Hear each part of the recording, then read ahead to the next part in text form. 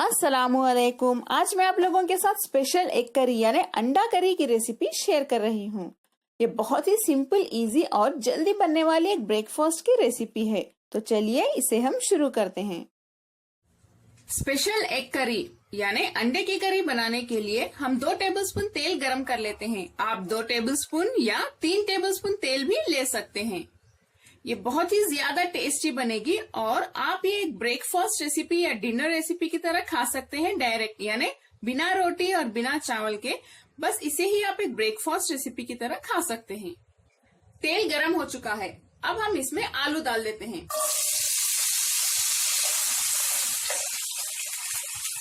High flame पे हम आलू को अच्छे से फ्राई कर लेते हैं। यहाँ मैंने 2 मीडियम साइज्ड आलू को देखिए छोटे छोटे पीसेस में कट कर लिया है, देखिए, ताकि ये आसानी से फ्राई हो जाए। आलू हमारे फ्राई हो चुके हैं, इसके लिए 5 से 8 मिनट लगेंगे। नेक्स्ट हम इसमें एक बड़े साइज की बारीक कटी हुई प्याज डाल देते हैं। प्याज को आलू के साथ अच्छे से मिक्स करके फ्राई करें। फ्लेम को हाई पे ही रखिए। प्याज हमारी अच्छे से फ्राई हो रही है। इसको ज्यादा डार्क ना करें, बस थोड़ा सा गुलाबी रंग आने तक इसे फ्राई कर लेते हैं। आप इसमें और आपके फेवरेट वेजिटेबल्स भी डाल सकते हैं, जैसे कैप्सिकम या कैरेट छोटे छोटे पीसेस करके डालें। प्याज का कलर चेंज हो गया है, अब मैं फ्लेम को लो पे रख देती हूँ और हम इसमें 2 टीस्पून अदरक लहसुन का पेस्ट डाल देते हैं। अब फिर से फ्लेम को हाई पे रख के इसे अच्छे से भून लें। अदरक लहसुन की जो कच्ची बू है वो जाने तक इसे ऐसे ही भूनते रहिए। अब हम फ्लेम को लो पे रख देते हैं और इसमें आधा टीस्पून हल्दी डाल देते हैं। लाल मिर्च पाउडर 1.5 टीस्पून। आप इसे कम या ज्यादा आपकी मर्जी के ऊपर लाल मिर्च पाउडर डाल सकते हैं। अगर आपको ज्यादा तीखा खाना हो तो लाल मिर्च पाउडर की क्वांटिटी आप बढ़ा सकते हैं, या अगर आपको तीखा नहीं पसंद तो आप इसे कम भी कर सकते हैं। आधा टीस्पून काली मिर्च पाउडर डाल दें। 1 टीस्पून धनिया पाउडर, थोड़ा सा नमक। इसे मिक्स कर लेते हैं। इसे हम मीडियम फ्लेम पे भून लेते हैं। इन सभी मसालों को अच्छे से मिक्स करने के बाद हम इसमें 6 से 7 टमाटर डाल देते हैं।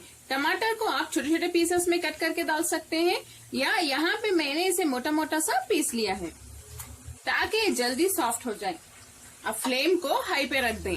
हाई फ्लेम पे टमाटर अच्छे से स्मूथ होने तक यानी सॉफ्ट होने तक इसे भून लेते हैं।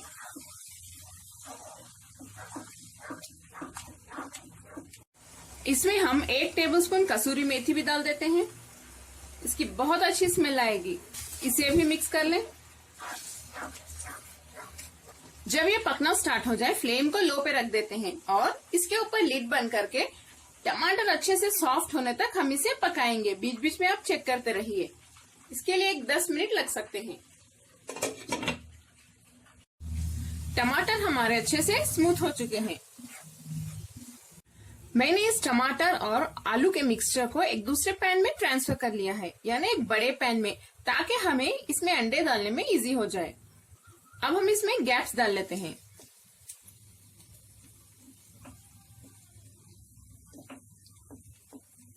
और इन गैप्स में हम अंडे डाल देंगे।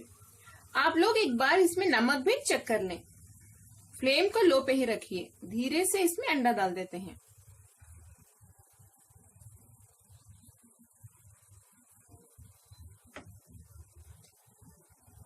फ्लेम को थोड़ी देर के लिए हम मीडियम पे रख देते हैं ताकि अंडे अच्छे से पक जाएं। मैं इसके ऊपर थोड़ा सा गरम मसाला पाउडर स्प्रिंकल कर लेती हूँ।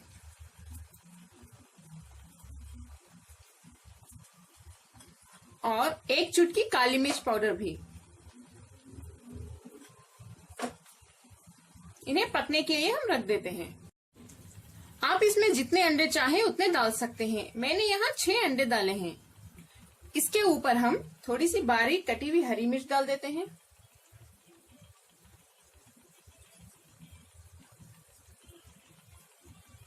थोड़े से बारीक कटे हुए धनिया के पत्ते।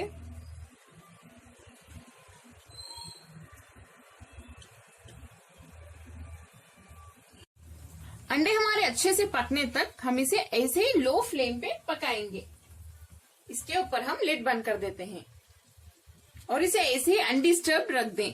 थोड़ी देर में अंडे अच्छे से पक जाएंगे। मजेदार रेसिपी हमारी अब तैयार है। अंडे अच्छे से पक चुके हैं। अब मैं फ्लेम बंद कर देती हूँ। आप लोग इसे जरूर बनाएं, बहुत ही ज्यादा मजेदार बनेगी ये।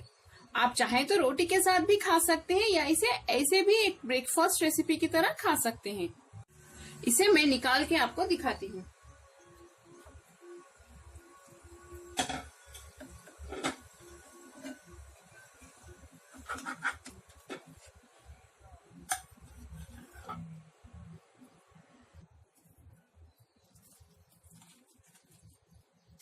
देखिए, अंडे भी हमारे अच्छे से पक चुके हैं अंदर से।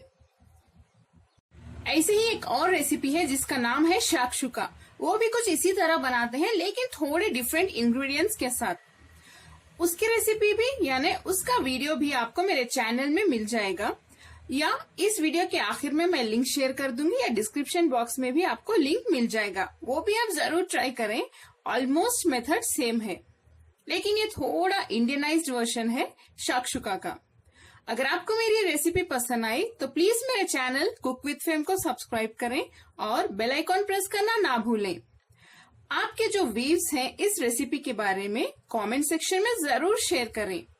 मेरे इस वीडियो को लाइक करें और शेयर भी करें। अस्सलाम वालेकुम।